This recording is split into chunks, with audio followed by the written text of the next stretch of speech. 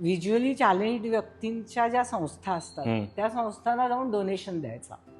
आणि 14 वर्षांमध्ये मला कधी वेळ झाला नव्हता की हा मनुष्य कुठे जातो आणि कुठे डोनेट करतोय. तर मी म्हटलं त्याला की रे आनंद, मी यावर्षी तुझ्याबरोबर येते. आणि कुतूहल मला इथल्या कोरेगाव पार्कच्या अंधशाळेत, मुलांच्या अंधशाळेच्या उंबरठ्याशी घेऊन गेलं. तिथे मी गेले आणि आत गेल्यानंतर ना, आपल्याला जेव्हा अंधजगत माहीत नसतं त्यावेळेला आपल्याला ती एक जादूची गुहा वाटते.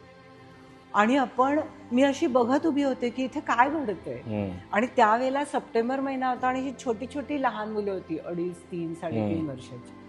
आणि ती मुलं अशी रांग करून फिरत असतात. आता इतक्या वर्षाच्या अनुभवानंतर इतकं कळलं, पण तेव्हा मी त्यांच्या वाटेत उभी होते. ते जिना चढायचा प्रयत्न करत होते आणि मी सरकायला हवं होतं हे माझ्या लक्षात सुद्धा आले नाही.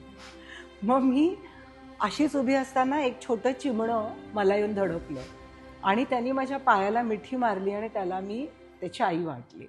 बिकॉज ते चाइल्ड वॉज सो होमसिक. आणि मला इतकं अस्वस्थ वाटलं, मी त्याला माझ्या मिठीत घेतलं आणि मी रडायला लागले. म्हणजे मी ही कथा मला वाटतं हजारो वेळा सांगितली असेल, पण it gives me the same emotional feeling till date. तो